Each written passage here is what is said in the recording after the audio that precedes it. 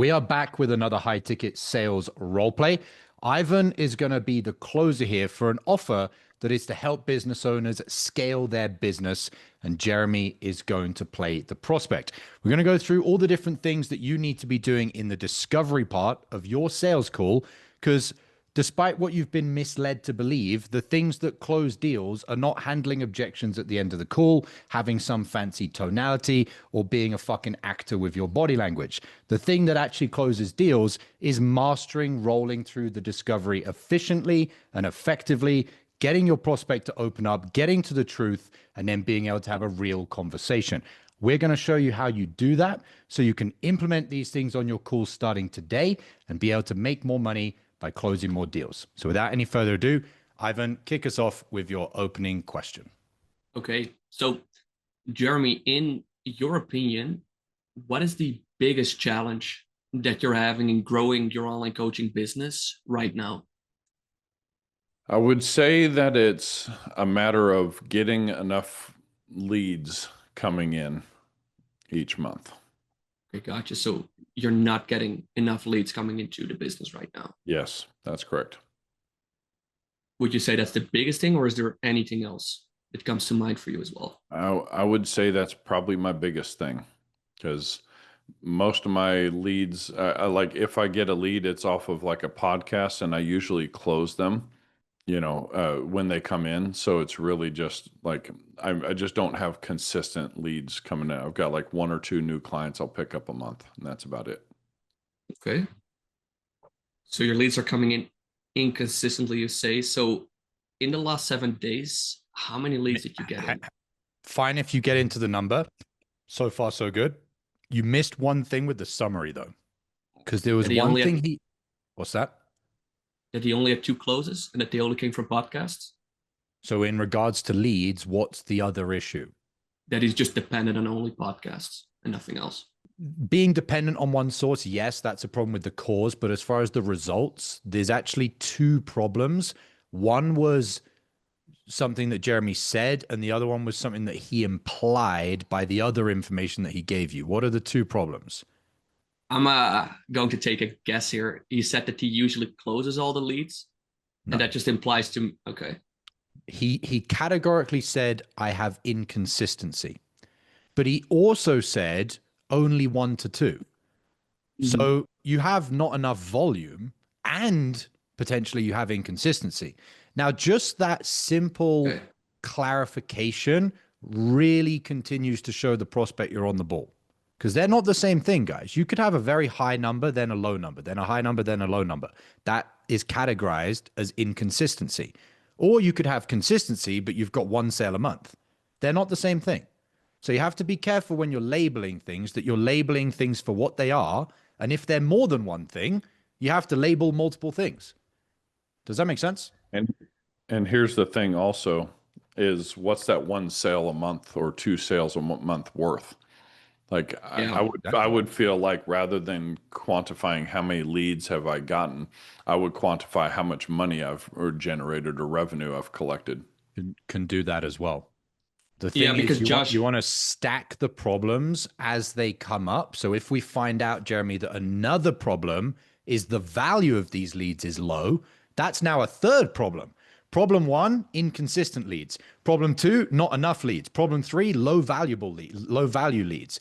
We can add these as we gather more data, but what you don't want to do by accident is take 2 different pieces of data and put them into one label, because that's bad signposting to what's really going on.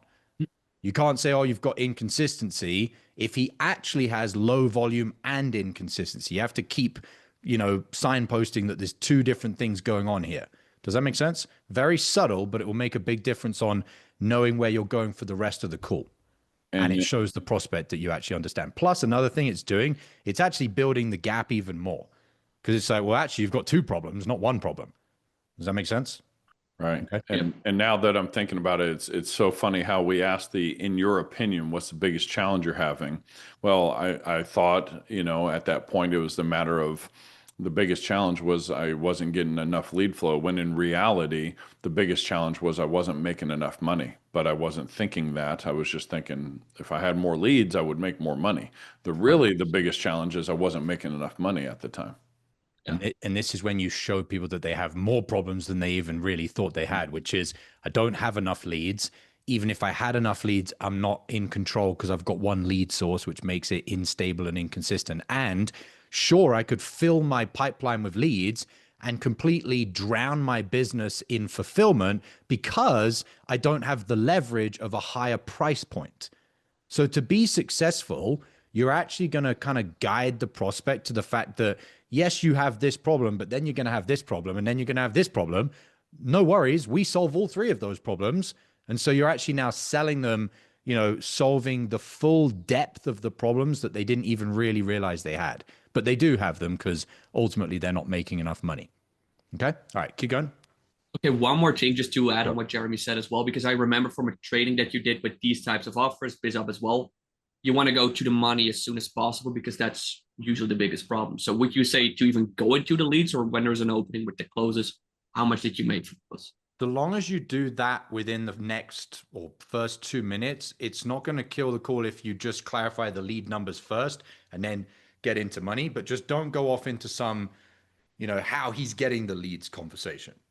You could go at this point, you could say, got it. So you've got not enough leads and they're inconsistent. So how much money did you make last month? You could do that. Or you could go, so you don't have consistency and you don't have enough leads. So how many leads did you get this month? How many closed? What about the month before? What about the month before? And then you get money on all of that. But it's about how concisely you're doing that. If you cover it A to B or B to A and you do it within 2 minutes, in the big picture, it's not enough of a difference in how long you've been sat there gathering data. The prospect's not really going to care. It's when you're 5 minutes into the call and you're like, do we even know why this is a problem yet? Because not having leads is not a problem, guys. The problem is I have no money.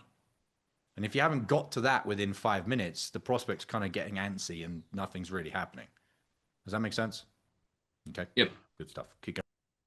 Okay, Jeremy. So you said a couple of things there. So right now, the leads that you're getting, they're inconsistent. And you also said that it's not enough. So the volume of that is also not where you want it to be. Is that accurate? Yes. Yeah. Okay, so diving into those things, then in the last 7 days, how many total leads did you get?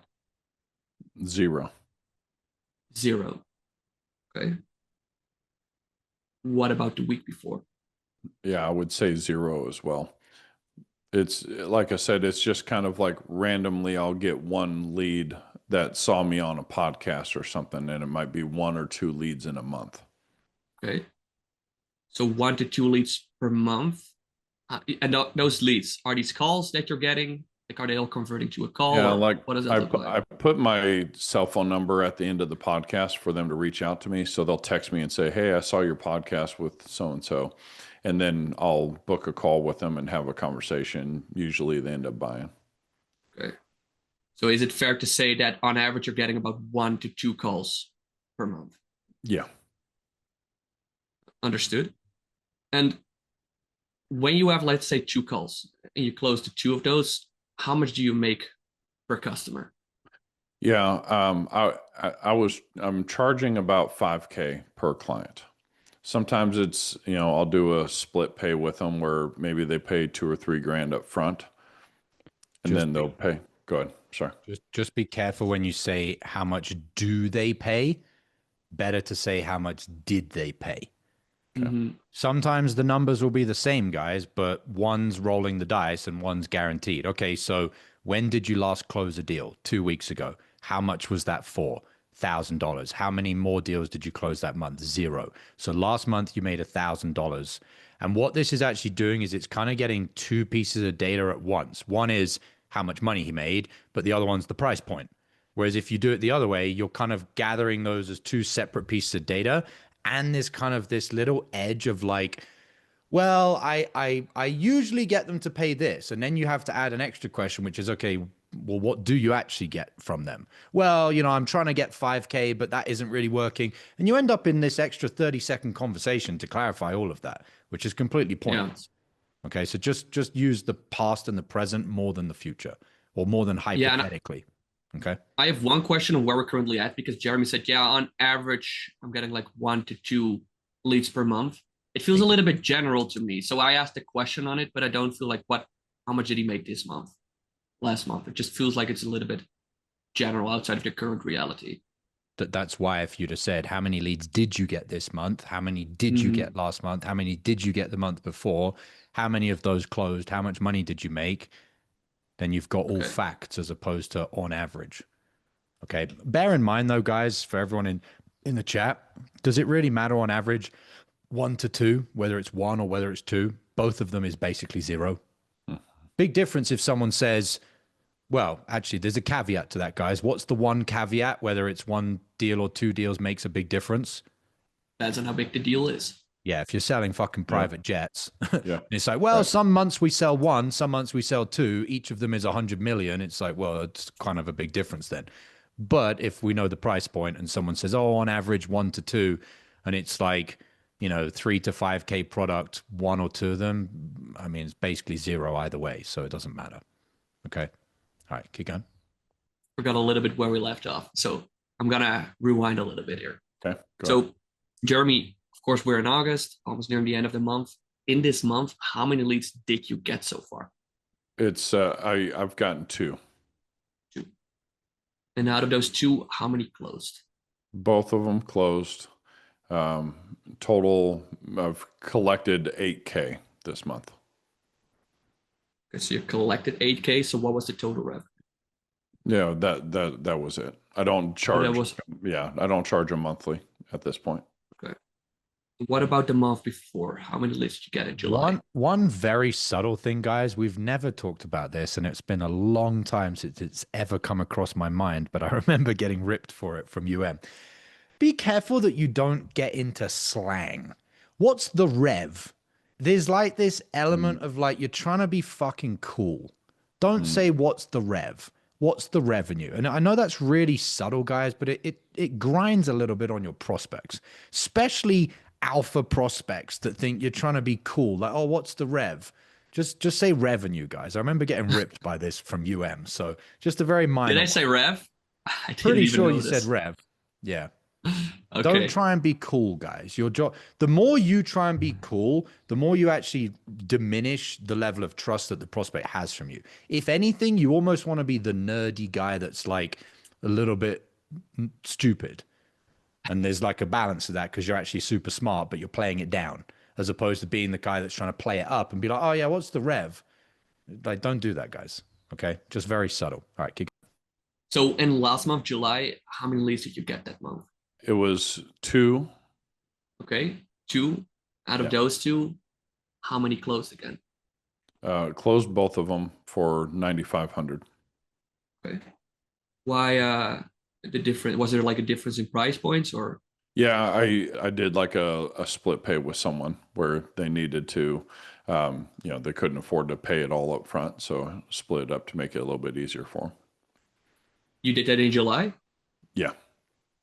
But why did you then make more if you split it up? Not clear. Yeah, that's sorry, caught me in a lie there. Sorry. Okay. I was just trying to play along. We're good. We can just continue. Okay. All right, go ahead. I may have my numbers a little bit backwards on it, but yeah, that's basically it. Gotcha there. And then just 1 month before June, again, how many leads did you get that month? Actually got 3 and made 14.5. Okay. So in the last 3 months, you made between 8K to 14.5. Now, how long have you been in business for by now? It's in my first year. First year.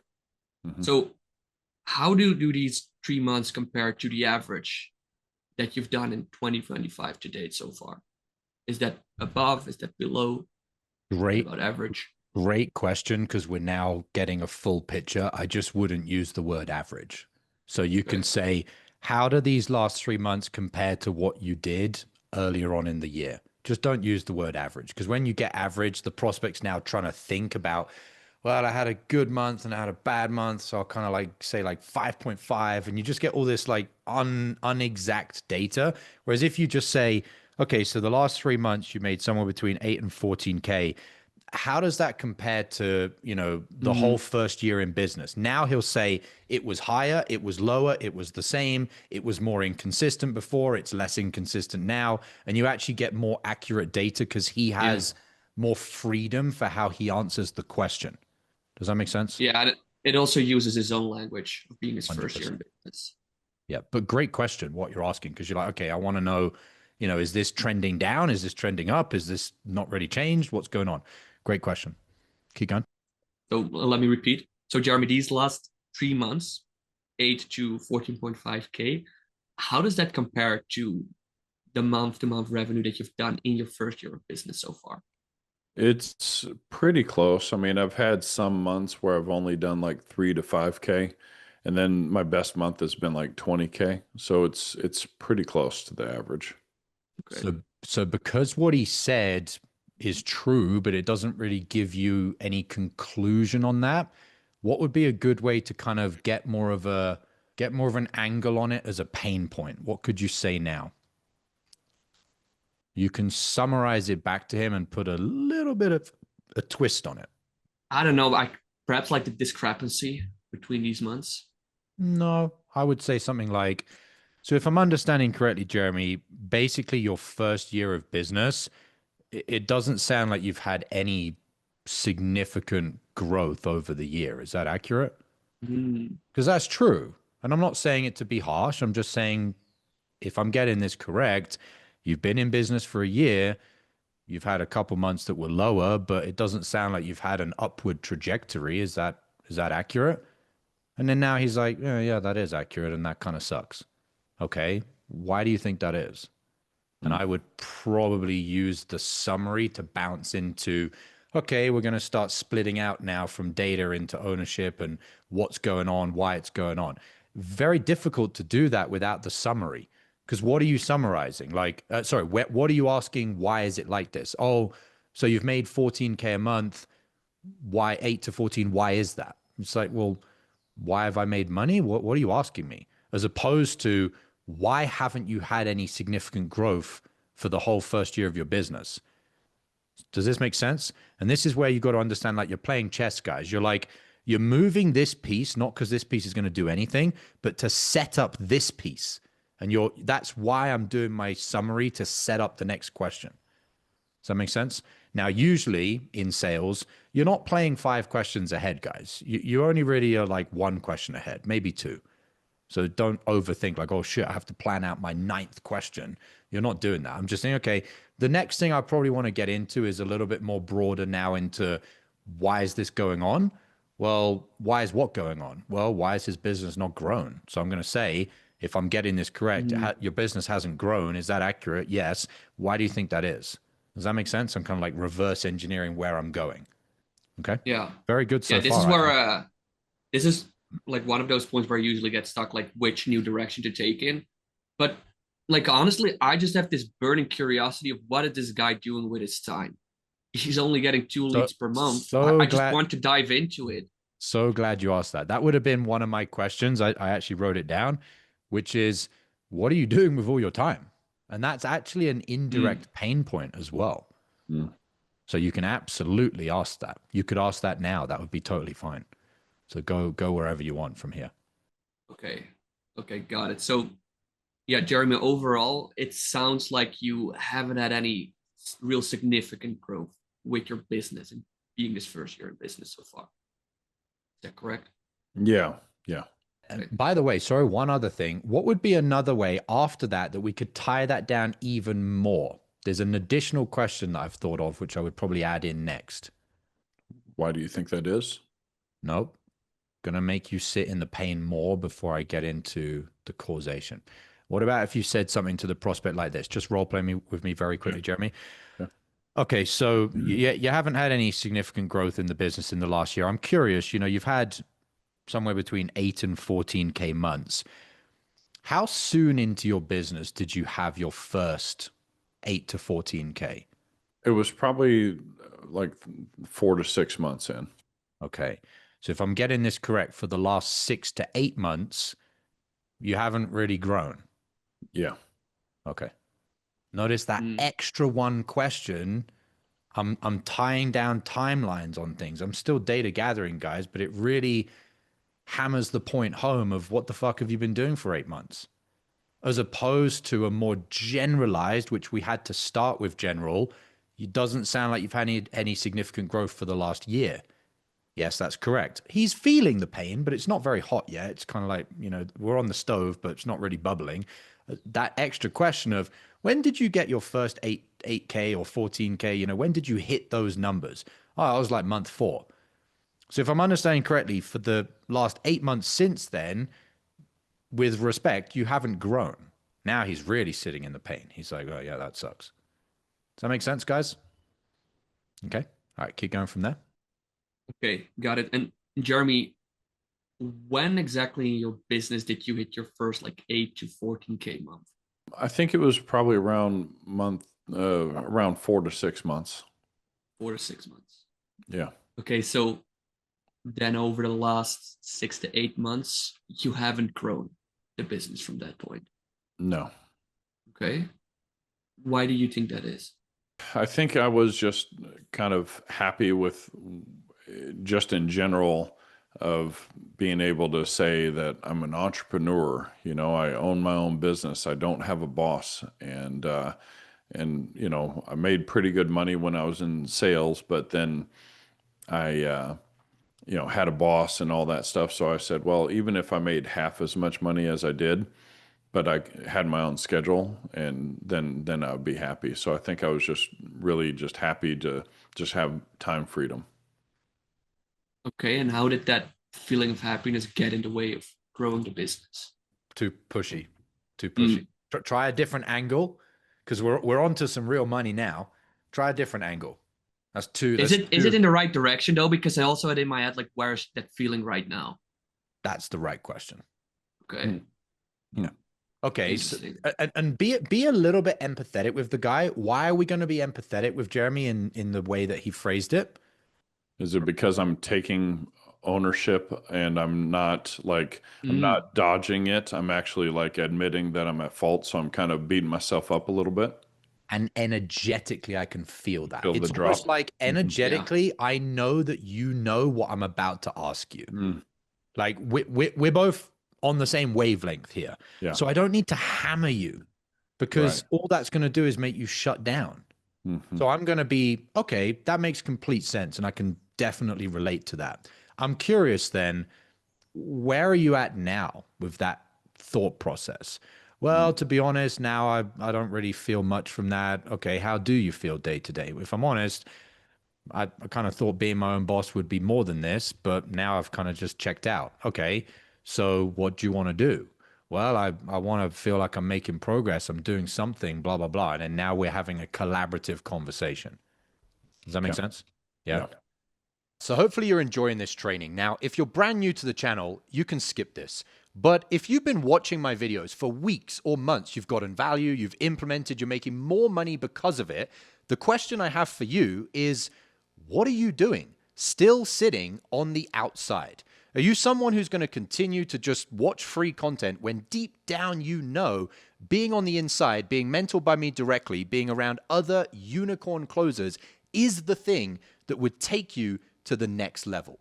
If you think you're getting value from the free content I'm putting out here on YouTube, what do you think happens inside the mastermind? So if you know you're ready, if you're at that point, you've seen what you needed to see, click the link below this video, jump inside. I'll see you there. Now back to the training. And Josh, I get that, but I still feel like a bit unclear about the answer of why his business hasn't grown. Because he was happy in the beginning and okay. So we need to go back to it. We know one layer of it, which is the cause of why his business hasn't grown is because he didn't really care for it to grow, because he was just happy being his own boss. We then need kind of a bridge in the middle, which is, well, what tangibly would you need? Well, I'd need coaching, mentorship, training, systems, SOPs, blah, blah, blah. But we're going in the right direction here. So don't overthink things when you're going in the right direction. Like, this is a good call so far. It's chill. If we hadn't had interruptions, you'd be here within 4 minutes. Like, we've probably only been going 3 minutes of the actual role play. So this is super good and super quick, and it's very chill. Okay, so just keep going from there and see where it goes. Remember, the other thing is Yeah. you can always go off in a direction and circle back. So long as you're going in a productive direction, if there's something else you need to pick up on the way and you have to go back for it, that's fine. What the issue is when you're just not going in any productive direction, you're just fumbling around over random shit. But so far, not a single one of your questions has been unproductive. Okay, so keep going. You're doing a good job. Okay, got it. So, Jeremy, when you talk about that feeling of being happy that you were just an entrepreneur, how is it feeling right now? I'm feeling that I'm not making progress. I feel like in order for me to accomplish the things I want to accomplish, I'm going to have to be at a higher level. Like I feel like I've got a big hole that I need to fill, and I need to have a bigger shovel. Also, it feels like I feel like I'm 1 month away from being broke or something, like 1 month of not having good leads, or not having leads come in. I feel like I could have one decent month and then 1 or 2 months and I'd be on the sidelines looking for a job again. So I feel like I need to make more money to, stock up some savings and stuff. Right now, I've just enjoyed the time freedom, but now it's time to really crank things up. Okay. So at one end, you have the feeling that you're simply not making progress, but on the other end, you have the feeling that you're just 1 month away from being broke. Yeah. Very good. And I like that you used his specific language.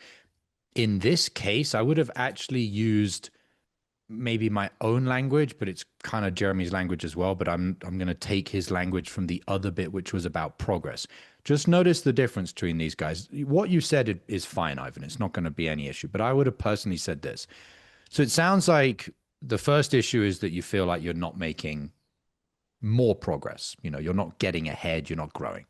But it sounds like the other issue is that all the progress that you have already made to become a business owner is literally able to just be taken out from underneath you anytime in the next 30 to 60 days.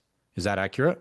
Because what I'm using in my language patterns is I'm taking his language on one context and I'm using his language to the other part of the context. So I'm not using my language, but his specific language for the other bit was, I feel like I'm 1 month from going broke, which is perfect. If you'd used his language, totally fine. I personally just think to turn up the pain a little bit more, I would have used his other language contextually on the first thing. Does that make sense what I'm doing? I think this is like what we talked about the other day. The big aha moment I had with you was that you were able to connect the dots in your own mind and put it together in your own understanding while using my own words. Exactly. Yep. But just to be clear, Ivan, what you said would have been perfectly fine because you didn't do anything wrong. And when you do something wrong, you fuck up the call and the call's over. But there is other times where you did everything right, but there might be a slightly more intense way of doing it. So just to be clear, you didn't do anything wrong. Okay, keep going from there. Very good. It's like my understanding, and help me see if I'm understanding this correctly. By him doing it his way, it was just so rigid feeling rather than like it was kind of rigid and robotic, as opposed to just being a little bit more relaxed and human.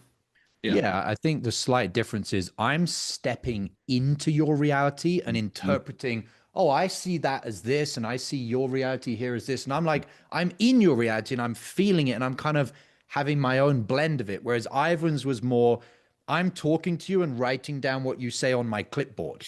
It didn't feel quite as human. Now, so long as you write down the accurate things on the clipboard, you're still a good professional. You're not writing anything down wrong.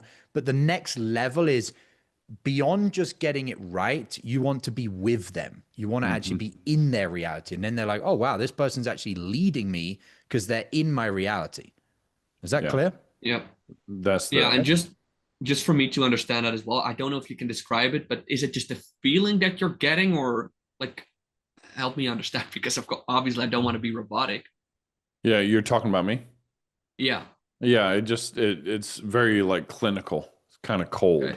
So I think what Josh did, it added a little bit of warmth and like empathy to it because he's like, okay, if I was in his reality, how would I feel? And in using his words, can I put, walk a mile in his shoes kind of thing and give a recap of how I would feel and just confirm with him, is that accurate? Notice the craziest thing that Jeremy said, and this is when you understand things at a high level, you realize that two contradictions can happen at the same time, which is where you get leverage, because normally normally lack of leverage is the simple fact that when you gain one thing, you lose another thing, which means overall you're not up at all. You've just gone up in one and down in the other. The whole point of leverage is where you can have two things at the same time that normally would be a trade-off. The thing that Jeremy said is, I feel he's empathizing with me more and being more basically kind. But what I actually said was putting you more in pain. It's like, how can I put you more in pain whilst you actually feeling like I'm being nicer to you? How crazy of a contradiction is that? Because normally where closers go wrong is they put the prospect in pain. Good, you got the prospect in pain, but now the closer doesn't like you. They're like, you're an asshole. So then you've gone one step forward to go one step backward. Whereas what I did is I did both at the same time. And that's when you're like, you feel like you've seen the Matrix. You're like, I'm putting someone in pain, but they actually like me more? How the fuck does that work? Does that make sense, guys? It's like because you understand their pain. Yeah, because I'm not saying, oh, look at you, you're in pain, like, pointing down at you. I'm like, holy shit, I feel your pain. I'm in your pain with you. I can get it. So now you're not removing their feet from the fire either by saying it's okay. Like you're like, okay, this is what we would feel. Like this is what you feel. Is 100%. That accurate? Yeah. 100%. I like that. I'm almost going to you where you're stood close to the fire and saying, let's both get a little bit closer. You're like, oh, I'm not sure. Well, at least you're coming with me. Okay, we'll both feel how hot this fire is together. And then you're like, holy shit, this is bad, but he gets it because he's with me. This is like this collaborative feeling, but at the same time, we're both turning up the intensity, as opposed to me saying, hey, Jeremy, you go and get closer to the fire. You're like, well, I understand that I need to do that to fix the problem, but now I don't like you because you're dictating to me to go and get closer to the fire. Does that make sense? Yeah. All right. Keep going. Great stuff so far. Keep going. One more thing, like when he answered the question, he started with a sigh. So do I call that out, or did he actually give enough that he gave enough, like? Okay. But it's good that you spot it, because you're getting deeper and deeper into the conversations. And overall, in general, you should see that the emotional response of the prospect gets bigger. There's a higher level of intensity. Could be a sigh, could be change of tonality, could be change of body language, could be fumbling over their words, could be anything. But overall, and I'm being clear here, guys, it's not just like, as you go through the call, it just goes up, up, up, up, up. It can go up and then down a bit and then up and then down a bit. Like it modulates. But if you looked at the end of the call to the beginning, the intensity of the emotions therein will be higher if you're doing everything right. And you can kind of see this working its way out as we're going through your discovery. So you're doing everything very good. Okay, keep going. I have no idea where we are anymore. Just jump in wherever you want. Every time we jump in, you can just start wherever you want to get momentum from. That's fine. Yeah, so Jeremy, overall, what I'm wondering about as well, you said you have this feeling of going broke next month, don't know where the next lead is coming from. I'm just curious, like, how realistic do you feel that feeling actually is? No, I feel like it's very realistic. Why? Well, I mean, I just don't have certainty. I don't have certainty that I know that I have a proven, like, consistent lead flow source coming in. And so I don't have, a bunch of money in savings. So it's like if the worst were to happen, and I had zero sales, where's that going to put my cash flow and all of that? So I just feel like I'm on that, like, razor's edge. Interesting. So, I mean, if let's say that I don't want to get into a hypothetical future, I just like feel that there's so many things to go into. Like, I'm just wondering which was going to be like the best. So if you don't want to go into hypothetical, how would you get more detail of what's going on? What would you say? We talked about it earlier. Like, what is he doing with his time right now? Exactly. That's a great way. That's a great segue.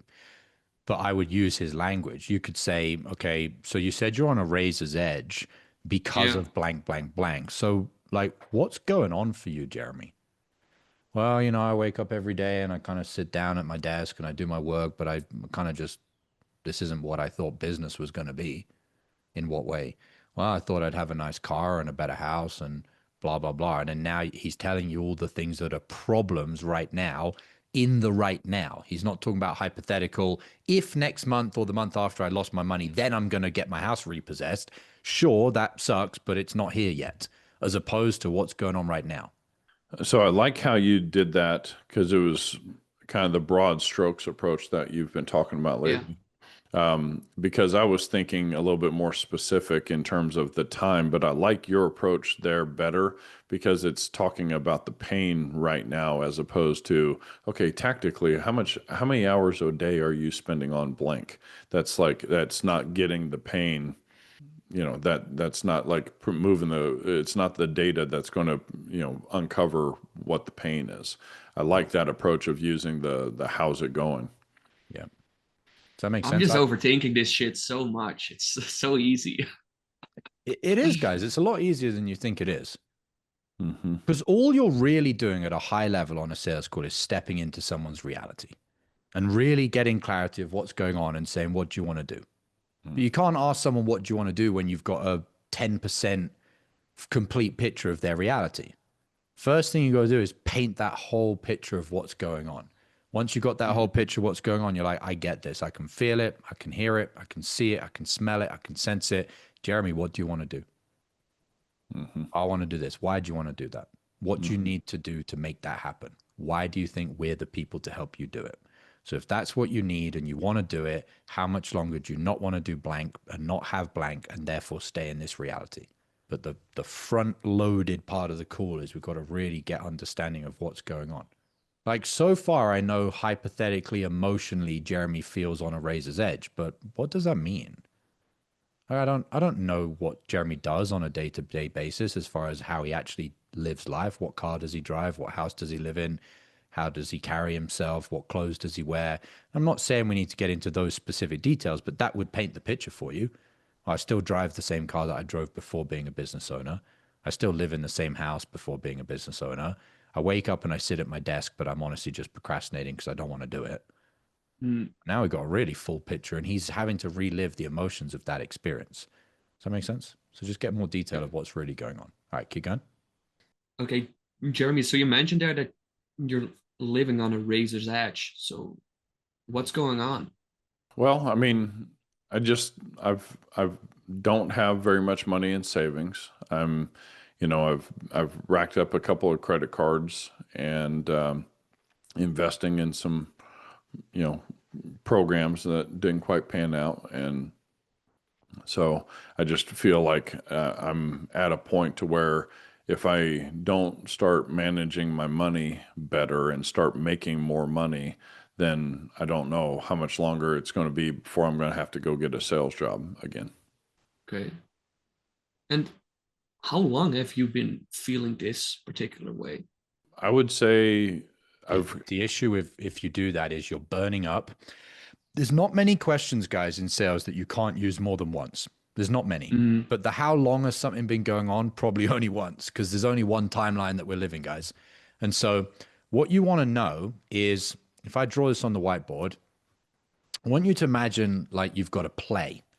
Okay. And in a play, you've got characters, terrible handwriting today, characters, and you've got props. Okay. And if you've got this, stage, so this is the stage up here, and this is the audience, they're all sat here in the audience watching the play. You need to have things on the stage. Maybe there's a chair, maybe there's a car over here, whatever. There's a bunch of there's a character over here. And if you only have, like, say, here we've got 3 items on the stage, it's even if, and then this play was like a 1.5 hour long play, what the timeline is actually stretching is the interactions between the props and the characters. And so before you want to stretch out the timeline of this thing, you want to fill up the stage with as many different props and characters before you then play out the play. And so like right now, when I say props and characters, we started getting some good stuff. What is one prop that we just got clarity on from Jeremy's life based on what he said? something that's in his life, and we've now got this prop in the act, in the play. What was something he said? Coaching programs. That was one. The most credit cards racking up. The most obvious one that hit me was bunch of credit cards. Okay. So you got these credit cards with all the numbers. We got credit cards. The second most significant one, what was the second one? Savings. 100%. Your bank account. So you got a bank, you know, money, bank, whatever, you know, and in the bank, we've got Jeremy's vault. We've got Jeremy's credit cards.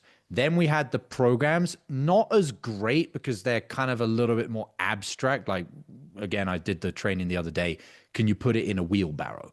Well, what exactly is a program? It's kind of a digital information thing. But the two big ones that we had so far were his credit cards and his bank balance. Like right now, we've got Jeremy, and he's the protagonist of our play.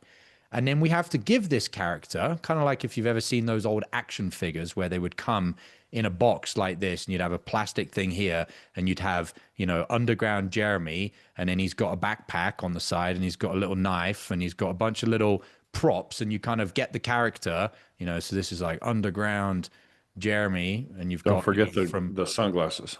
Hasbro, yeah, and you've got sunglasses, right? And you've got your little character, and you've got all your little props. Well, this is what we're building, guys. Okay, before you start playing with the character and you say, right, we're gonna build out a scene for this guy for an hour and a half, you're not gonna get very far if you've just got a character with no props. So now we've got, you know, and to make this a little bit deeper of an analogy, essentially what you're really doing with a sales call is you've got underground Jeremy, poor version, where there's Jeremy the character with a bunch of credit cards with a massive debt on, and a fucking deep hole, which is his empty bank balance, and, you know, a little beat up car that he drives. And then we've got underground Jeremy on God mode, where Jeremy's now got his character here, and he's got, you know, a $20,000 Rolex. He's got a Ferrari. He's got a big mansion, blah, blah, blah, blah, blah, blah, blah, blah, blah. That's essentially what you're doing, is you're trying to build out this, you know, what are the props of this guy's character so far? So you started going in the right direction, which is, okay, he's got credit cards with bills on. He's got an empty bank balance, but I want more details. Like, two things is not enough. Like, you want to get to a point where the 3 to 5 items that come with the character really tell you what this guy's life is. Like, you don't need a character with 25 little props to kind of know, is this the poor version of the character or is this the rich version? Like, if we had a character and it has one Rolex, that could be a guy that's put all his money in a Rolex and still lives in his grandma's basement. We don't really have enough to draw a conclusive conclusion. Whereas once you've got like 5 props, 5 kind of signposts, you're like, okay, I get where this guy is at in life right now. Does this make sense, guys? Okay. Is this what you're talking about when you're talking a little bit about the model of the world? Yeah, 100%. It's a character with props. That's the model of the world. Okay. Yeah. All right. Yeah, just to interject on this, like, this is exactly the thing that I need to work on, because in most of my calls, I just don't go deep enough. And now that you've actually like written this out, like credit cards, bank account, it's so obvious that how long have you been feeling this way is so premature. Yeah. Like, going back to the play analogy, imagine if you walked in a little bit late to a play, and so you haven't caught the, what do they call it, like the prologue, where they say, this is the scene, and there's this here, and there's this there, blah, blah, blah, blah, blah. And it's one of these funny plays where they basically have no props, and there's maybe just a character on the stage, and there might be a backdrop, which is like a beach and a palm tree. And because there's no props, you walk into the play and you're like, is this a poor person? Is this a rich billionaire that's gone on holiday to his Hawaiian island? Like, is this guy single? And you have no idea. You're like, I literally don't know what's going on right now. That's kind of what you're trying to do to then sell someone without having clarity. What you need to do is you need to really paint the scene of what's going on in this play. And you do that through the props that kind of give you like waypoints of what's actually going on. Is that clear, guys? Okay. All right. Yep. So keep going. Okay, got it. So, Jeremy, you also mentioned that you've got open credit cards. How many credit cards are open right I've got 4 of them. So that's Okay. funny that you went that way. That's an example of where you can actually get the conclusion without going that niche into the Mhm. details. What would be a Just simpler, ask, how much debt do you have on your credit cards? much better? Okay. Yes. Because Yeah. otherwise we're like stacking layers that we kind of don't need that. But at Yeah. least you're practicing it. But I would have just said, okay, Right. so you've got credit cards. How much total debt do you have? Okay, Exactly. understood. And do you mind sharing? I wouldn't even say that, but and you mentioned that things are tight. How much ballpark have you got savings in your bank? Oh, I've got 2 grand. We've got those 2 props. They're crystal clear. You've got an empty bank account that's here. You got this much in debt, and I would then say, what else is going on? Mm. Would you ask about his expenses? Maybe later when we get more into Okay. why this is going on, maybe. But right now we're painting the picture. We're not trying to like solve the problem right now. We're trying to get into the scene. I know, but just in my mind, if he says like he's just 1 month away from like totally being broke, it just comes up to me. So what are your monthly expenses? Like what happens? If I if don't it know. Like, comes up, ask it. okay. Just don't go off in that direction and forget to paint the scene. And in reality, too, I'm thinking like one of the reasons why we ask how much money is in the savings account and what are your monthly expenses is for us to do the math to figure out how much runway they have. Whereas I'm already kind of telling you, I got like 1 month of runway. I Funny you feel brought like, that Yeah. up. I thought you were going to go in a different direction with that point, but what you said is spot on. What I thought you were going to say was the difference between going into this information for us as the closer, mhm, like, oh, can I like know that mhm, they've got enough money, whatever. Whereas what we're doing is nothing to do with selling someone. What we're trying to do is just paint the scene. mhm. And your prospects will feel the intention behind that, guys. Yeah. If you're asking the prospect, how much do you have in the bank account? And you're doing that, even if there's like 1% of you that's doing it because you're trying to financially qualify, they're probably going to push back. If Yeah. I ask the question because my energy, and you can feel it, is I just want to understand your scene right now. I just want to Mhm, understand your reality. I'm not trying to sell you. mhm. I just want to know, please paint the picture for me of what's going on. Then they'll answer the question. Yeah. And so be careful that you're not trying to paint the scene to create leverage for yourself. I'm just trying to paint the scene before I watch the play to know what's the background, what's What's going on going right on? now. Right. That makes Yeah. And sense? I was thinking that as well because those questions are kind of meant to bring the prospect to that realization as well. But anyway, 100%. okay. All right, Ivan, keep going. Got it. So Jeremy, you said you had credit cards open. In total, how much debt do you have on all of those cards right now? Probably close to 50K. 50K. So I said before, you don't need to ask the question of how many cards do you have. What would be an additional question that we could ask that's going to give us more of a painted picture? If you want to go one layer deeper on this, and at the moment I can't think of anything else you'd need on top of this, what would be one other thing that you could ask? Like how much is on My each mind just card? comes to like, when are your credit cards going to be maxed out, or what's the max? Could ask them what the max is. Anything else? I was thinking how much is on each card. Doesn't really matter. Okay. Interest? Yes, basically, but there's a more broad, zoomed out of what the interest is. What are the monthly payments to pay those cards off each month? I would basically be saying, okay, so you got $50,000 in debt, and how much are you paying that down by each month? Mm, Mm. mm, Because mm. if you think about debt, guys, do people really give much of a shit about the fact that they've got $50,000 in debt on a credit card if they can just put that credit card in a drawer and forget about it? No, they don't care. They'll just forget about it. The issue is that that credit card isn't disappearing in terms of the debt's not going down. That's what actually bothers them. And a simple way to explain this, guys, if you wanted to paint a picture and you were watching a movie and you walked into someone else was watching a movie and you walked in on them watching the movie, but they've pressed pause. And on the movie, there's a car going down a road and you can see very clearly it's a red car, it's a Ferrari, whatever. The one piece of information that's missing because it's now a still scene is what? The velocity of the car. I can see the car. So the car is the same as I have 5 credit cards and the total debt of those credit cards is 50. Fine. But that's a still scene. I don't know how this is moving. And life is not just about what's going on. It's about the rate of change. I'll say that again, guys, because it's very important. Life's not just about what's going on. It's also about the rate of change. It's not just about the prop. It's about the movement of the prop.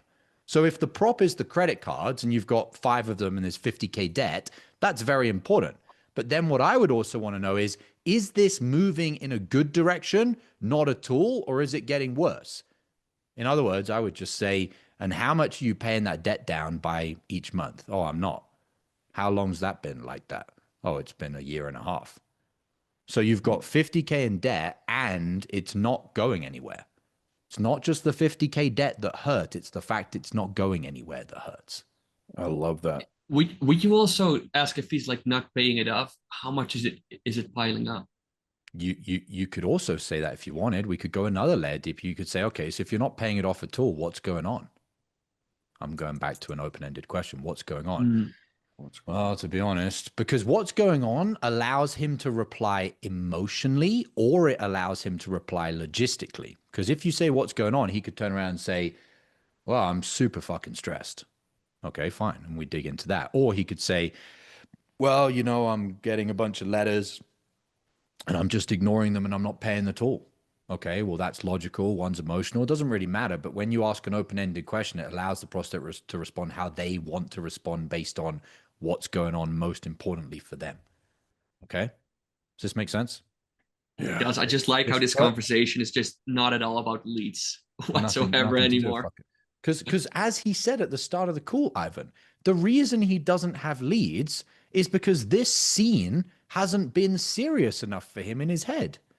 Yeah. Our job is not to sell him on leads. It's to see if this scene, for what it really is, can and will be serious enough for him to fix his lead problem.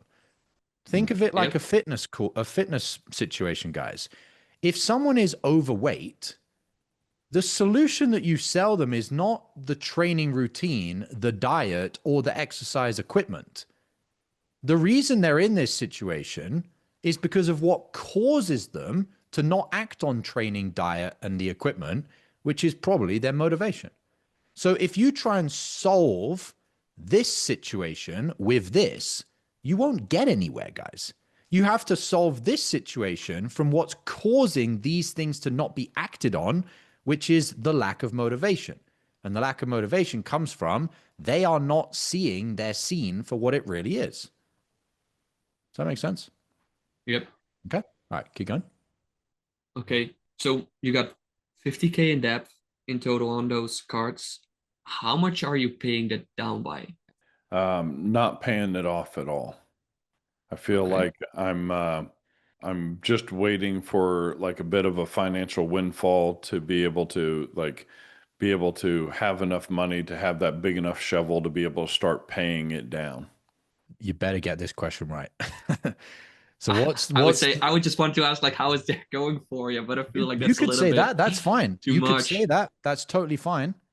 Okay. I would be a little bit more direct in this case, but that would be fine. What would you say? Personally, I would have said. So say what you said again, Jeremy, just so I can get into the frame of it. You said. I'm trying to remember what I said, but basically something like I'm not paying. Yeah, I'm waiting. You know, like to have a good month so I can have some extra to be able to put aside toward that and just start paying them down little by little. Is that going to be solved if you continue to get 1 to 2 leads a month? Yeah, fucking you're cooked at that point. Yeah, I've been impaled. That literally, it felt like a freaking javelin went through my gut. Yeah. But what you said, Ivan, would have been enough. It's just you might have to go round in circles 2 or 3 times to tie it down. But you were going in the right direction, which is, okay, let's have a real conversation. You've told me you've got debt. You've told me you're not paying it down. And you've now told me you're just waiting. So how's that going? And he'll probably have to face reality. It's just the only difference between what I did. In fact, let me draw out 3 differences here. So can I real quickly say something on this because it feels relevant? No, because I'll forget what I'm going to say. Sure. So remember what you're going to say. So this is the fire that we have to get people to, right? And there's 3 things that people do. This is your prospect, and your job's obviously to get them over here. Mistake is, instead of sending them closer to the fire, you ask a question that sends them off in a different fucking direction. That's the mistake. Okay, that's the worst thing you can do, especially when it's obvious, like what Jeremy just said. You had the opening. The second thing that people do, which is not bad, because like I said, the only thing that's going to kill a sales call is you do the wrong thing. If you just do the right things, but it's a little bit slow, your only issue is you're probably just going to run out of time and have to 2-step people, but you didn't fuck up the call. You didn't burn the lead. And so what that usually looks like is the closer gets the prospect to get closer to the fire. Question 1, question 2, question 3, and they take like 3 to 4 questions to get them to the fire. Well, at least you're going in the right direction. It's just taking you a few questions longer. What I just did is took Jeremy from here to here in 1 question. Yeah. Okay? So that's the only thing. Just be careful you don't do this, guys. When Jeremy says something like, oh, I'm waiting for a windfall, if you'd have said something like, okay, well, how are you getting leads? Fuck, you just fucked up the whole call because you just went off completely in the wrong direction. Whereas if you say, Jeremy says, I'm waiting for a windfall, and you say, well, how's that going? He'll have to say, well, you know, it's not really going great. Okay, why is it not going great? Well, because I've been trying this for 12 months, blah, blah, blah. It hasn't worked out. Then your next question would have been, well, if you keep doing what you're doing, are you going to fix this? And he would say no. The only difference is you took 2 questions to get to the question that I got to anyway. Does that make sense? We ended up in the same place. You just took 3 questions to get there. This is something that my mind has been blown with ever since the live meetup that we did in LA and Hollywood, is just how you're able to just cut like a hot knife through butter and get straight to the point without asking those 3 or 4 questions leading up to it. It's like, I guess my question is, how do you see that to be able to go straight to the heart of the matter? Great question. I'm always just looking for what's the most truthful thing you and I can discuss right now. The most truthful thing you and I could have discussed at that point of the call is, if you keep getting 1 to 2 leads a month, are you ever going to pay this debt off? Right. Okay. No. Okay. Okay. That's just the most direct, truthful thing that we can discuss right now. Okay. And the more precise you get to something direct is based on how much previous data you've been gathering. If I didn't have the data on the credit cards and on the debt and on the 1 to 2 leads a month, I can't jump 4 questions because I'm like, well, I don't have the coordinates. It's like, I'm going to use the fucking nerdiest analogy ever here, guys. So bear with me on this. In a lot of space movies, there's like people flying a spaceship. I'll use like Han Solo and Chewbacca here. And they decide that they're going to like jump through light. This is so nerdy. I can't believe this is going on YouTube. Anyway, this is, they're going to jump through light speed. And so they're basically going to like teleport, basically, for those that don't know what light speed is. And in order to teleport, they need to make sure that where they land, they don't land in the middle of a fucking planet or the middle of a star. So how do they do that? Well, they have a computer on the side that they have to put coordinates in, and they say, you know, 200 latitude, 45 longitude, whatever. If you don't have the coordinates, you're not going to be able to jump, like hyperjump, from where you are now to the destination that you wanted to get to, because you don't have the coordinates. The coordinates that you're getting to be able to jump 5 questions is all the data points that I'd been gathering. And these coordinates, where do they come from, guys? They come from a map. Someone has a map of the galaxy and where all the planets are and where all the stars are. And so long as you've got the map, you can just jump from A to Z without having to go all the way through. The map is what you're gathering from data gathering, guys. Does that make sense? Yeah, I'm super low-key nerd, guys. It's probably not low-key anymore. It'll be on all over YouTube now, so. All right, guys, does that make sense? Superman cosplay. 100%. Yeah. All right, let's jump back into our role play. Yeah, I just have like a final few points sorry, because I feel like asking the question like, how is it going for you, is kind of like a question that we already know the answer to. I feel like that's holding me back from asking the actual question. Which is why it's a deviation away from the closest thing to the truth. It's not that you're not talking about something truthful. It's that you're kind of like two deviations behind it, because you're like, well, I kind of already know that. So the closest thing to truth is, instead of talking about how's it going is you feel like shit because you're not paying it off. The more raw question is, well, if you keep getting a lead or two a month, what's going to happen? Well, I'm not going to pay off this debt. Okay. How do you balance that question with it without it feeling like you're kind of putting your agenda onto it? Well, answer your own question. When I said it to you a minute ago, how did it feel? Yeah, no, it hit for sure. Did it feel like I was saying that question because I have an agenda? Yeah, no, it didn't. And why is that, Jeremy? I think the answer is from being in this for over a year and a half. It's your energy and your intent behind the question. That's definitely as opposed to you trying to skewer me. It was more about like you're serving up the truth on a platter, for the prospect, and it's like, do you want to eat or not? 100% true. There's another part to it as well. Any other ideas? It's just the energy of that, you like genuinely, like we talked about yesterday, about that you care about getting the result, and getting the prospect out of pain. That's the other part pretty much, which is, why did you get on this call? You got on this fucking call because you wanted to fix the problem. Yeah. So sure, I have to be calibrated that my desire to fix your problem so I get paid doesn't supersede me just wanting to help you solve the problem. But if you really chunk up, guys, the crazy thing that a lot of salespeople completely fuck themselves up with is you and the prospect are on the call for the same agenda. Whereas like so much of sales training is like, prospect has one agenda, you have one agenda, we need to align our agendas, and you need to use these techniques to downplay their sales resistance. It's like, what are you talking about? You're both on the call for the same fucking reason. They want to fix a problem. You want to sell them a solution to the problem. Why are you trying to talk about realigning your agendas?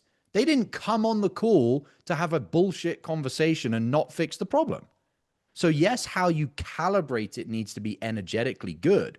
But the core thing is like, you got on this call because you wanted me to tell you the truth so you can solve your problem. So I'm not worried about like, oh, let me calibrate or manipulate the way I'm going to say it so that you don't sniff through my, I'm trying to close you. It's like, no shit, I'm trying to close you because I want to solve the problem for you. And that also comes into where a lot of my objection handling comes in, which is, if the prospect's like, oh, I just think you're a sales guy trying to close me. I'm like, yeah, I am.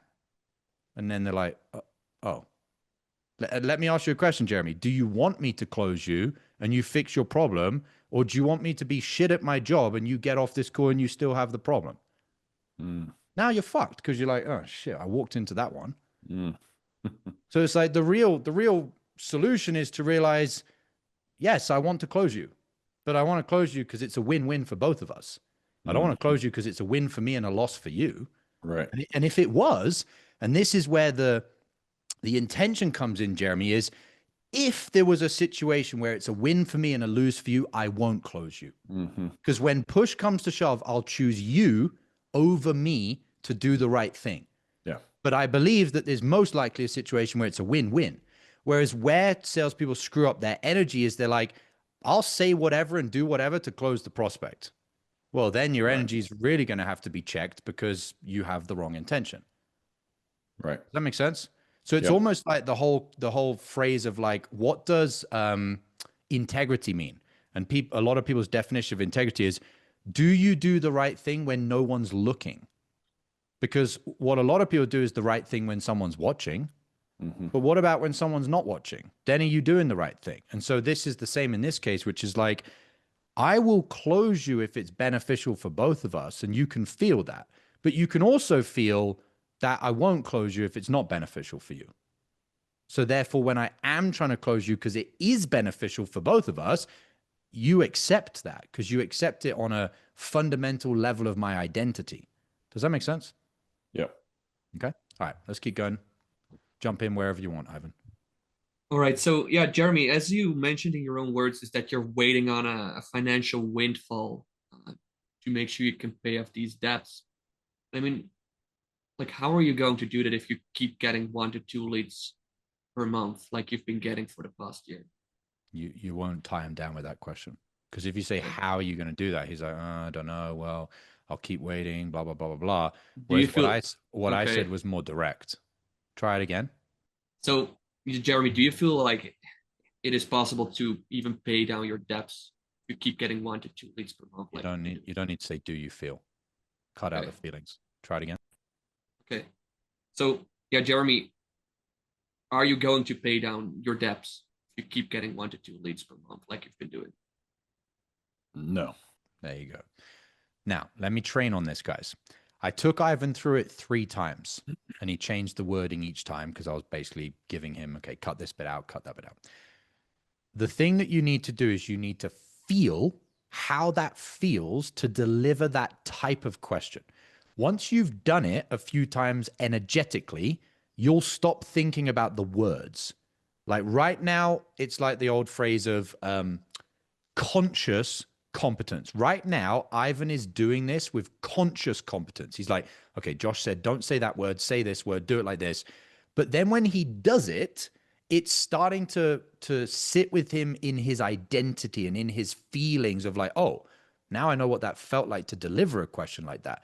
Over time, if you just keep practicing that, you probably need to do it 20 times, then you won't consciously be thinking about, do I say this language or this word or that word? You just know, I'm just going to deliver this punch to this guy and just say it how it is.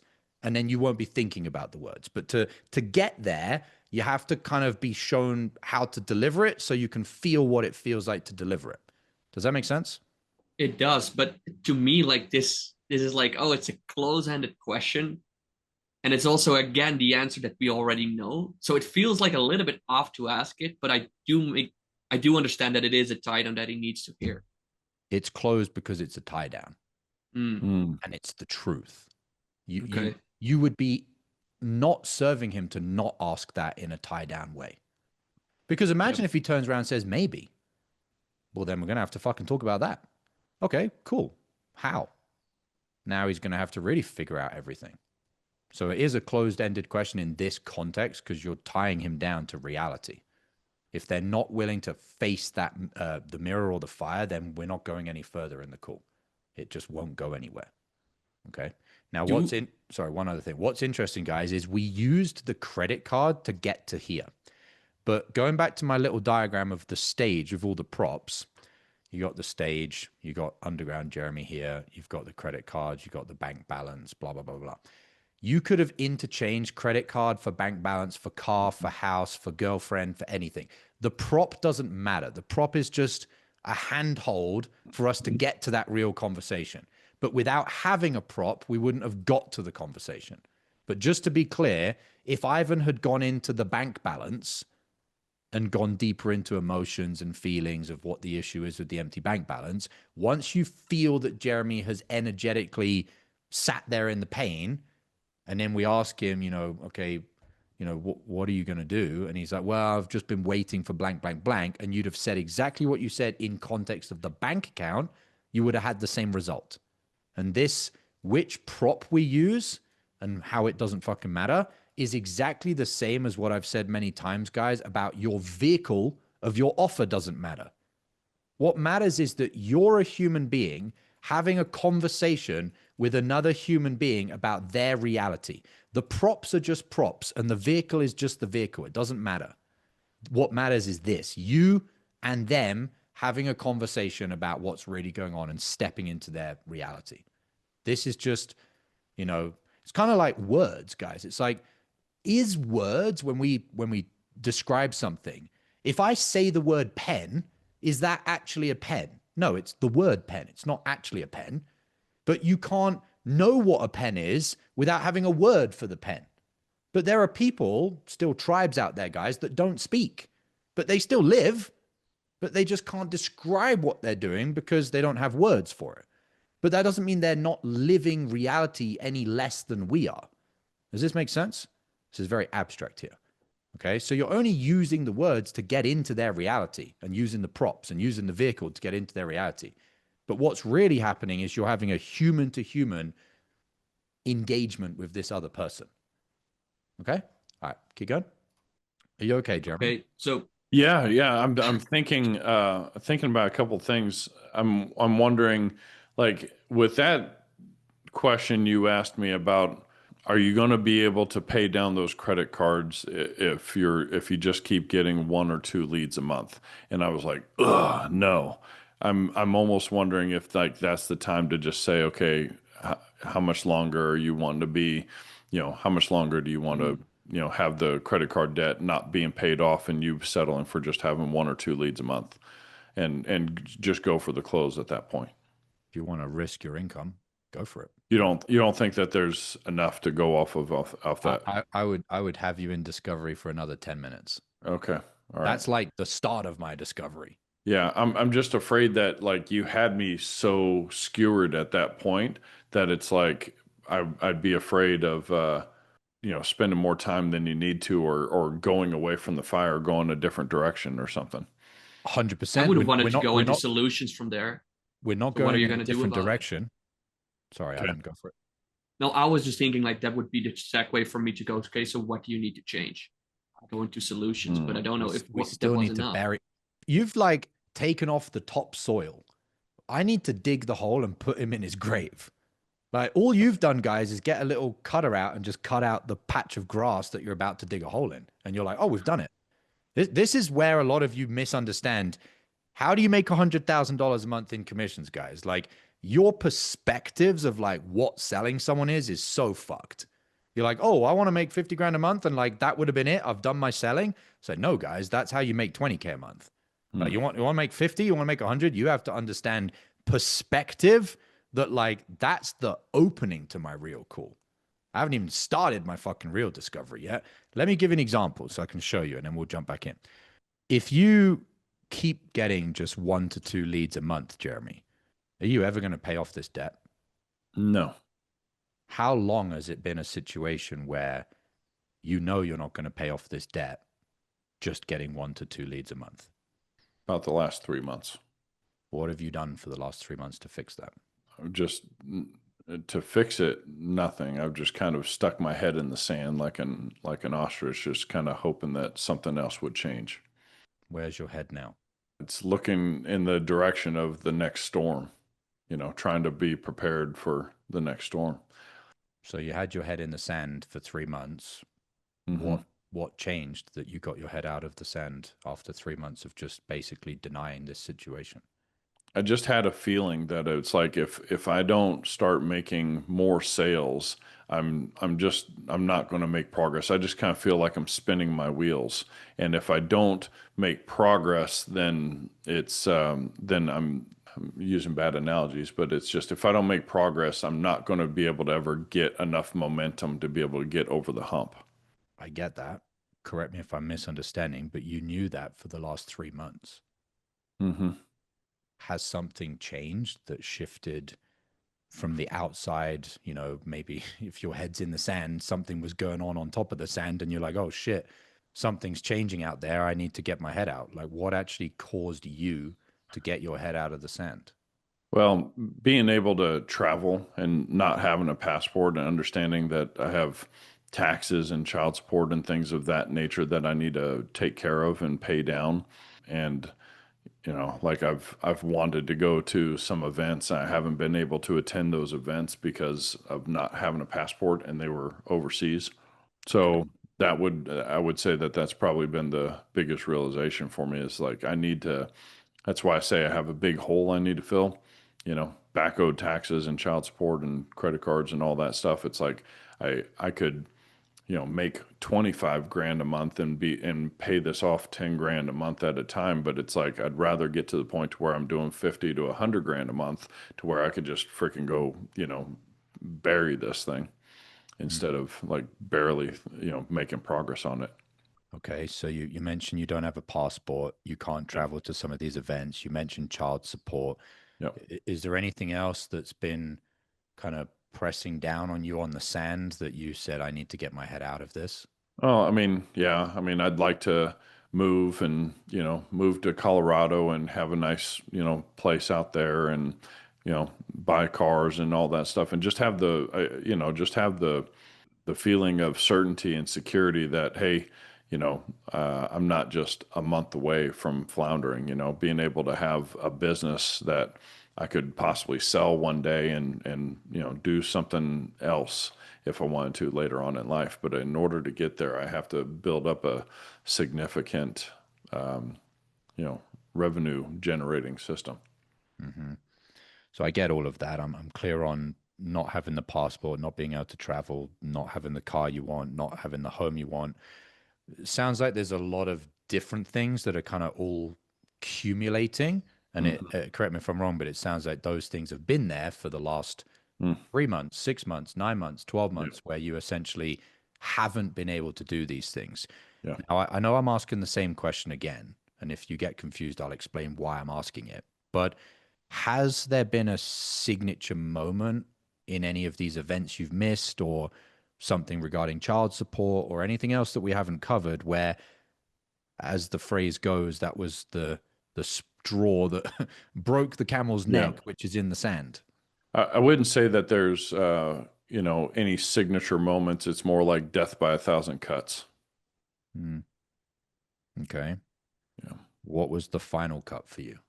Just being able to, go to the Bahamas with my girlfriend and her friends and family. Okay. And so what did happen? Oh, she's in the Bahamas right now, and it was just one of those things where I couldn't go to that. I've got an event in Marabella or something. I've never even heard of that place, but can't go to that event. So and I missed the last event, so it's one of those things where it's like boom, boom, boom. Two or three things in a row. What's the situation with you and your girlfriend, knowing that, correct me if I'm wrong, she wanted you to be in the Bahamas, but because you haven't got your head out of the sand, you've now had to leave her to go without you? Ask the question again. What's the situation right now with Mm. your girlfriend? Because, correct me if I'm wrong, she wanted you to be in the Bahamas. You've now made her go without you. So what's the situation between you and your girlfriend? That it's fairly early, so it's not that big of a deal. But Okay. I could see it being a deal, if it goes years or something like that. Okay. I'll pause there, guys. Like, Okay. you see how much deeper I'm going, guys. Like, the Right. conversation hadn't even started. You just found the patch that you're going to start digging the grave. Oh, Right. here's where we're going to start digging. That'll do. No, no, no, guys. You got to start digging now. I get that we were going deeper on that one thing, but we weren't going horizontally. That's I think what I was referring to when I was saying, go for that close earlier is, that we didn't have to go horizontally for other data points or other things on the character. Categories. Huh? Categories. Yeah, yeah, Categories of their yeah, life. yeah. Just to clarify, do you not, or how do you feel in regards to whether it's horizontal, getting into the relationship side of things? Is that horizontal for you? Mm, yeah, I guess you're right there. I just felt like it was more like if you're going deep, it's like off to the side a little bit of that Sure. depth as opposed to going deep, deep, deep, and then okay, let's start over here and go deep, It's less, obviously when I'm drawing something, I need to draw something as a Hmm. literal diagram. It's not always go down, down, down, down, down, Yeah, across, across, across. It's more like the conversation is coming this way, and then we're kind of like yeah. spreading out and kind It's of like like get roots on a plant or something. beautiful explanation, like roots on a plant. Yeah, Yeah. yeah. It's not the root goes down and then it just sprouts a root Mm, off the side and just goes horizontally. yeah. It's kind of like it's coming down, but as it's going down, it's broadening as well and Hmm. seeing, is there anything else that's connected here? Hmm. How big is this thing? How connected is this thing? Et cetera, et cetera, et cetera. Yeah. Now, I would still go deeper, guys, but we're not going to do that. But do you see, and I'll put this in context of, if we were to place a bet on whether I would have made commissions on that call, or if we would have made commissions on that call if we'd have pulled Jeremy out before, Yeah. what's the difference that you'd be willing to bet? Probably Yeah. 10x. Yeah. I'll put $100 that we could have got the close before. I'll put $1,000 that will get the close now. That's ultimately what you're doing in sales. You don't have a crystal ball. You can't say definitively it's going to close or not. What you're trying to do is, how can I stack the deck and the probability so much that it's like I've played the probabilities in my favor. Does that make sense? Yeah. Okay. All right.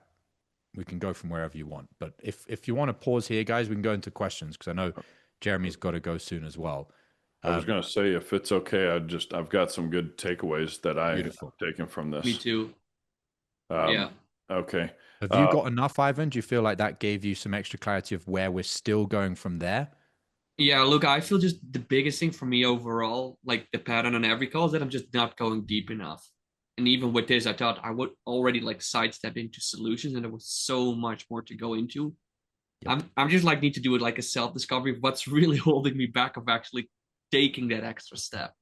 You just got to care more about the prospect to step into their life. Like people said in the chat, and it's probably pretty accurate. By the time you're having a role play like that, you're having 50% of it's a true conversation, as in we're not role playing anymore. Jeremy's telling me parts of things that are kind of true, not true, past things that he can kind of manipulate into the role play. And that's because when it's that deep, you're like, I need some juicy shit to put in this role play, because that's the conversation that you're going to have with someone. It should be a juicy conversation. And that's why sales should not be boring for you guys. Like, I'd be bored if I'd have jumped out the role play where you said, let's transition into solutions. If I did that 5 times a day, I'd be like, I'm fucking bored. Whereas if I have the conversation I had with Jeremy, to a certain extent, the more of those calls I have, the more energized I am, because I'm like, wow, I'm talking to another human being. They've got an interesting life. They've got shit going on. This is crazy. And so you're actually like excited to have another real conversation with a human being. And it's exciting as well because it doesn't feel like a sales conversation. It's, I'm just trying to understand your life and see if I can coach and guide you into a better reality. I'm not trying to sell you anything. Just coincidental that I have a potential solution for that if we find it's a fit at the end of the call, the end of the discovery. But through the discovery, I'm not trying to align what you say to my solution or that. I'm just, let me get into your reality and see what's going on and see what you think you need. Okay, got it. So you're in this situation. You haven't been able to go on the holiday. Your girlfriend's in the trip without you. You don't have a passport. You're not going to these events. What type of events are they? Why do you want to go to those events? Got it. That makes sense. No child support, no lifestyle, no house, no car, all of those things. So I'm curious, Jeremy, before we get into potentially solutions, let me just ask you directly, do you want to fix this right now? Yes. Okay, cool. What do you think you need to fix it? I need this, this, and this. Okay. Why do you think those things? Got it. Why do you think we're the people to give you those things? Got it. How certain are you that with those things, well, actually 2 questions, Jeremy. Number 1, how certain are you that with those things, you'll get what you need? But also question number 2, if we give you those things, how committed are you to actually taking your head out of the sand and doing the things that we tell you so you fix this? 100% and 100%. Okay, beautiful. Question for you. How much longer do you want to not have these things, keep your head buried in the sand, not be able to go to these events, see your girlfriend go to trips that you can't go to, not have the child support, live in this same house you live in, have the same car? How much longer do you want to live life like this? Not another day. Why not? Blank, committed, done. Yep. Yeah. Okay. Yeah. Does that make sense? But the front part of the call, I don't know what we're going to talk about. The second bit that I just demonstrated there, I kind of know the next 25 questions because they're all going to kind of connect together and be the same sort of things. The bit that should be fun and natural is, what are we talking about in your life? What is your life experience that's going to be totally different to my next prospect on my next call? Once you've got all of that, you're like, okay, I now need to, say, do you want to fix this? Why do you want to fix it? When do you want to fix it? How do you want to fix it? Why do you think those things are how you want to fix it? Do you think we can give you those things? Are you committed to getting those things? Yes. Beautiful. How much longer? Done. Those kind of last 15 questions are like pretty much always the same. And it's fun and natural because you're just living in curiosity and you're trying to it's almost like you're playing a game of trying to figure out what other pieces are in that little Hasbro box.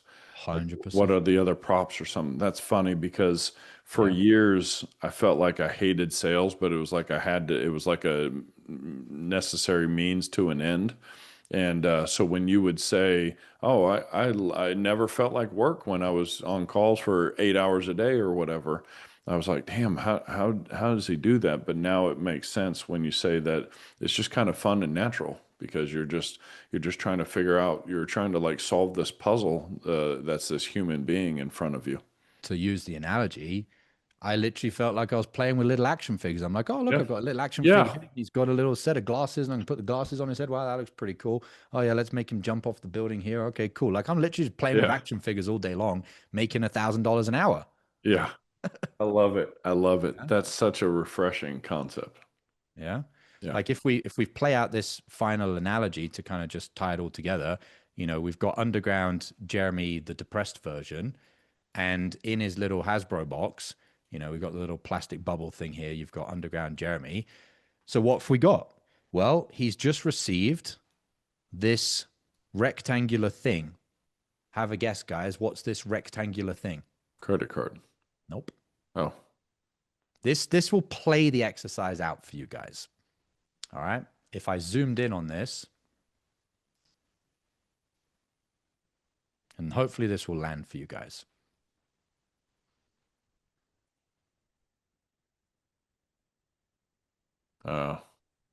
Dear Jeremy, Bahamas are nice. Miss you. ... Wish you'd pulled your shit together and been here. Blah, blah, blah, blah, blah, blah, blah. Jenny. Postcard. Josh, right? I swear to God, you're a fucking psychic.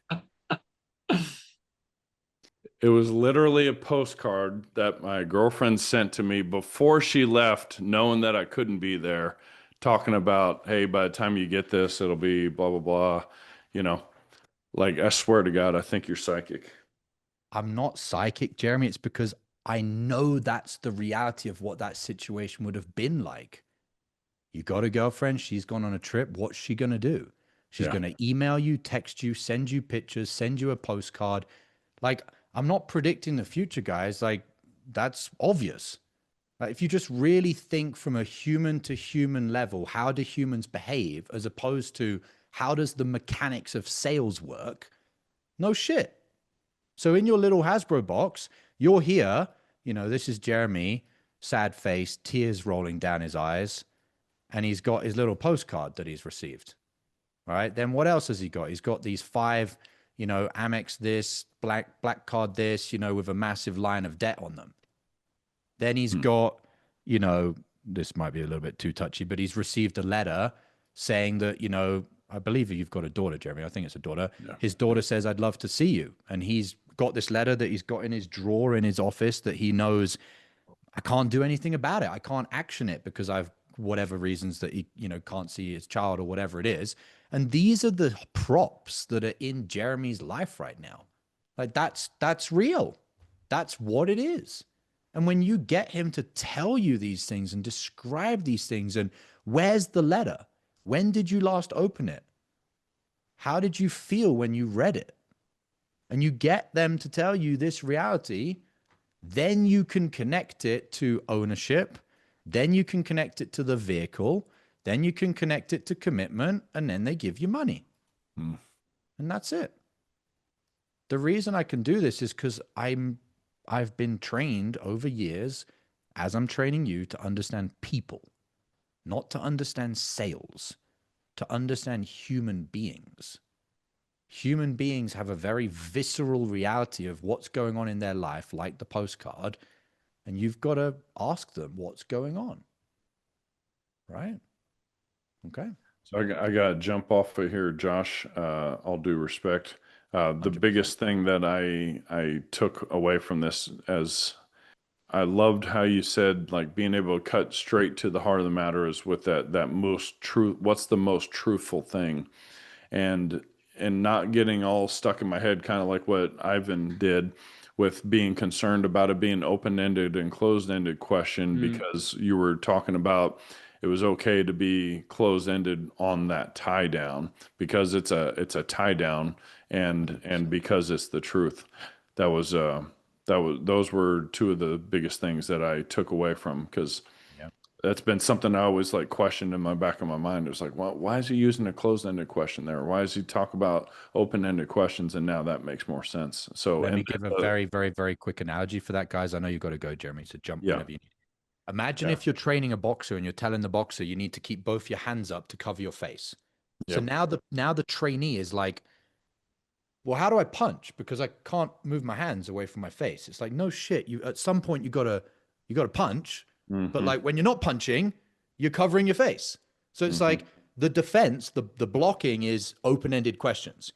But at a certain point, you have to go for a knockout and tie someone down. Like there's Mm-hmm. nuance to this. Does that make Yep. sense, guys? So like if the boxer was just walking around with their hands down, the coach should be like, you're open, like you've got to cover your face. But then if they take it too literally and they're like, okay, well, I'll just be on defense all the time, they don't swing any punches. I think that's the problem is I've taken, and I think a lot of us in the mastermind have taken a lot of the things you've said a little bit too literally and analytically as opposed to like spiritually. Yep. Principles and philosophies. The principle and philosophy is you want the prospect to do the solving of the problem for you and commit to what they want to do. But at some point, they actually need to verbalize, are you going to do this? Mm-hmm. I'm not saying, hey, Jeremy, you have to do this. I'm saying, what do you want to do? Well, I want to do this. Okay. If you don't do that, are you going to solve the problem? No, that's a tie down, but it came from you had told me which direction you want to take the call. Mm-hmm. All right. Yeah. The other big thing that I got just now and understanding was when you talked about how you, once you understand the picture, you kind of get them to take ownership, then the vehicle, then get them to make sure they're committed to solving their problem, and then they give you the money. That part was also really good. I'd like to maybe dive into that a little bit more detailed, maybe on a Wednesday training or something. Perfect. Thank you, All sir. right, Jeremy. It's Appreciate always a it. Good pleasure. job, Appreciate it, Ivan. Jeremy. You're welcome, sir. All right, guys, let's go through questions and takeaways. Do you have any, Ivan, that you want to share? I just have two for me personally, and these are not even things that we've discussed, but just something that I need to work on for where I'm at in the journey. And the first of all is what I already shared about going deeper, because just seeing you continue doing the role play with Jeremy and at the end of the day going to the postcard, right? That's absolutely insane. And just that difference shows to me how surface level my conversations actually feel compared to going that deep. And that's Now, just the biggest there's thing a for me. principle to how I was able to go deep, guys, with Jeremy. Did anybody catch what I was doing? If I didn't do this, I wouldn't have been able to get deeper. And we talked about this in the Was it? three. Go ahead. I just noticed that you re-asked the question of the signature moment Well, 4 different times. well done. I'm not buying into the bullshit that there isn't a reason. And this is what I said about those three things that show that you're selfish, guys. The third thing that shows you're selfish is actually downplaying the standard to try and meet someone where they're at. So if someone's trying to tell you, oh, there's no reason, if you actually go along with that, you're being selfish. And you can only understand that if you truly understand human beings and you actually believe what I'm telling you about human beings, guys, which if you don't, you may as well get out of sales, which is people don't give you money and change the direction they're going. So they join a program, they give you money, they put time in, they put effort in, they get out their comfort zone, they make a change for no significant reason because it's against the laws of physics. If there is a ball that is not moving and someone said to you, bro, you never guess what? That ball just started moving. What would you say? Well, what pushed it? And if your buddy was like, nothing, it just started moving, you'd be like, you're seeing things, bro. Like that just doesn't happen. But on sales calls, all of a sudden, when someone tells you, I've had this giant boulder that's not been moving and it just started moving, you're like, oh, okay. You have to be more grounded in reality than your prospects are grounded in the narrative that they're telling you. And so the only reason I was able to get to the truth is I'm like, no matter how many times someone tells me there's nothing that happened, I just know that's not true. And I'm very calibrated, very calm, very relaxed, just going to keep saying, okay, understood. So, I understand all of these things and I'll just go back around again. because I know if I don't get what I need, they are not going to buy, because it's against the laws of physics, that they're not going to change their direction unless there's something pushing on that boulder to make it go in a different direction. Does that make sense? Okay. Yep. Did you have another point? I think you said you had two, or was that two? Yeah, one more thing for me again, like more personally, was like it's funny that I noticed it, because every time you kind of like ask, what would you ask here? I knew the next question, but but in the role play itself, like I'm holding myself back from actually asking it, right? And this was like really the first time that I actually spotted that, like, why is that? And that's just what I've been thinking on this whole role play. Well, I'm glad you saw that. That's what I've been saying. You know what to say. You're like, well, I think I should say this, but I'm going to say this. No. Say the thing that you thought you were going to say. And if you actually say, it's like, how do I explain this? If you imagine like a sculptor in the past, you start with this big rectangular block of marble. And even though it starts as this just rectangle, there's nothing to it. So long as you start chipping away, you can eventually chip away to create your sculpture. But if someone's like, well, I'm just going to keep thinking about starting to chip away, then you're never going to make any progress. You can ask the question that you think you should ask genuinely, and I can help you calibrate it and finesse it a little bit and say, okay, that was good, but maybe change it like this. But the hardest thing for me to coach you to do, because it's like a non-starter, is, well, if you just keep not saying the thing that you think you should say, how am I curating the sculpting when we're not even sculpting the right thing? Because you're not even trying to start chipping away at the sculpture. Does that make sense? All right, guys, let's go into questions and takeaways. If you have anything you want to share, put your hand up. Yeah, there's a very good book on this, Chris. I'm sure you've read it, which is called Thinking Fast and Slow. They ran an experiment, and they put a bunch of people in a room with a bunch of paintings. And half of the paintings were fakes, like not the genuine ones. They were like replicas. And the other half were genuine. And they ran an experiment. I might get this slightly wrong, but principally it's basically the point. And they ran the experiment where they basically were testing, if we give someone hours, I think it was days, I think they gave them days, to really observe, like they could go right up to the paintings and look at them and maybe touch them and have a look. Or if we gave someone like 10 minutes, is there more accuracy in their determination of which are the fake paintings if we give them more time? And it was actually worse. It was like, if we give you 10 minutes to just make a gut feeling which is the fake one and which is the real one, the accuracy was higher than if we give you like 3 days to go and look at them and keep going over it in your head. And it's like, that's the point. Like, if you keep overthinking it, you'll actually be worse than if you just go for it first time around. So when you understand things like this, you're like, oh, actually, I'm probably more likely to get it right if I just go for my gut feeling first time. And the mind virus is thinking, well, if I keep analyzing and analyzing and analyzing and analyzing, I'll probably get it more accurate. And by the way, for context, because I like reading, I've used that as objection handling on a call, guys. Not because I practiced it and memorized it. Even when I tell the story now, I probably get some of it wrong, but because I like learning. I like understanding human beings and reality for what it is. So then when someone tells me I'm going to think about it for a few days, I might just say, can I tell you something super interesting about that? And they'll be like, yeah, okay. And I'll just tell them the story. And then they're like, oh yeah, I think that's actually probably true. Okay, so what do you want to do? And they're like, oh, I'll just do it. My gut feeling says I'll do it. And that's like my objection handling, if I ever need to do it, just comes from, I just like to learn. I just like to learn what's true. I'm not memorizing fucking plane analogies. Reminds me of that analogy of the maze that's filled with fog. And the most successful people, all they have to do is just see at least where their hands are, and then they trust themselves enough to take a step. Whereas the least successful people need the entire maze to be cleared of the fog before they even start taking those steps. 100%. So in terms of takeaways, the first thing is the fact that you can put someone in pain and they would still actually like you, and their trust for you would actually go up. But it seems like the key to that is actually having that empathy, because all sales is putting yourself in their shoes, understanding their situation, like every single detail, and then just asking them what they want to do about it. Part one is the empathy, and part two is realizing they actually want that because it's the door to the solution. There's not a disconnect between what you want and what they want. Whereas a lot of people, they haven't realized that paradigm. Did you have a second one, Bradley? Was that 2? Yeah, the fact that you just weren't accepting the bullshit of there wasn't like a signature moment that broke the case. Like, for example, I feel like on my calls, I have a tendency to accept them not having a signature moment. Specifically when Jeremy said it was more like 1,000, I forgot what he said, 1,000 cuts. 1,000 cuts. I feel like I would have just been like, you know what, that makes sense. Like all these things just kind of accumulated and now you just can't handle it anymore. But you specifically said, okay, what was the last cut?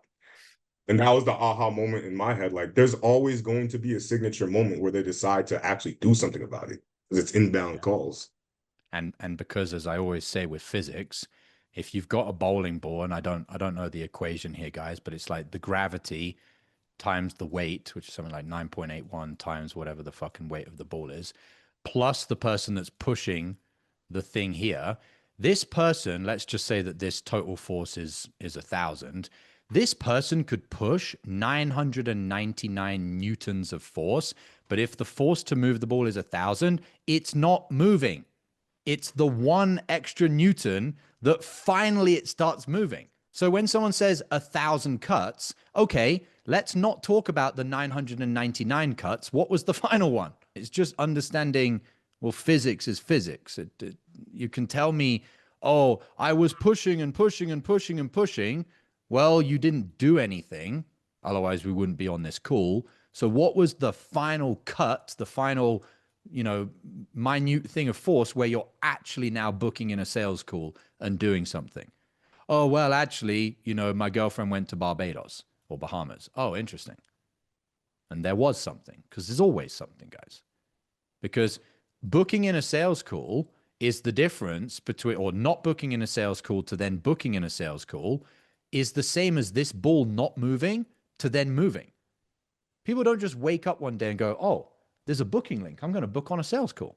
No, they have to go and find the booking link and watch the video and then click through the application and then turn up to the sales call. All of those changes of behavior, the moving of the ball, comes from some force that's acting on the person. So you have to find what that new force is, because it's a new behavior, therefore there's a new force. They can't say, oh, well, I've had all of these forces before. Fantastic, but you weren't doing this behavior. Now you're doing a new behavior, so there must be a new force. Makes sense. Thank you. You're very welcome. All right, Kevin, what's going on? Josh, I hope you're good. Bro, do you know what's funny about the 1,000 cuts thing as well? Is like when he said, death of 1,000 cuts, and he's like, okay, so what's the 1,000th cut? And I was expecting it to be something really small, and it ended up being something huge, like his girlfriend going away, he couldn't afford it, sending a whole postcard, like it's massive. Rather than, I was expecting something tiny that just added up, over time. So that was interesting. Yep. Similar also to when you said you and the prospect, this is the big one, you and the prospect are on the call for the same reason. That also just fixes your energy, because I know a lot of us can get on there and be like, oh, we're trying to sell them and the hierarchy is there, we're trying to get something from them. So that's a huge one also. One of the most amazing things about sales, guys, compared to a lot of things in life, is it's a win-win. Yeah. There's so many. I mean, think about it. You go to the gym, you get in great shape, but you're tired and you have to spend the time in the gym, and sometimes you don't want to go, and you've got to eat the right food. And it's like, okay, I won, but there was also kind of some sacrifices. Whereas like sales, it's like I made money and I helped someone and I'm getting better as a person and I'm learning humans and understanding psychology and building my internal mastery. Where's the loss, guys? Like when I realized that as a brand new high ticket closer, I felt like I'd been like blessed by God. I was like, there can't be anything better than this. This is insane. It's the most insane thing is to be a high ticket closer. To think that you can make 50 to 100K a month just rolling out of bed, taking calls and doing whatever else you want to do in your life is insane. No thinking, no responsibilities, no stress, nothing. It's crazy. So capitalize on the opportunity, because who knows, it might not be here forever. All right, guys, does anybody else have anything? Looks like no. Have a great rest of your day, guys. Talk soon. See you tomorrow. Bye. All right, another high ticket sales role play. One of my favorites. We had Jeremy, who we jokingly call Underground Jeremy inside the mastermind, one of the founding members of the Unicorn Closer Mastermind. We had Ivan. We went through so many different things that I'm not going to give you a summary. If you want to go back through it, you can go back through the video. You can rewatch it. I highly recommend you do rewatch it, because the things that we're teaching are much deeper, much more profound, and much more powerful than just memorizing route questions. Now, the thing is, the next level is to apply these things. And part of applying things is about your environment. It's about coaching. It's about mentorship. It's about feedback. It's not just about getting the information and then trying to squeeze it into your sales process. It's about finessing it into where you're currently at in your sales results, where you want to be, and then what challenges you have to piece it all together.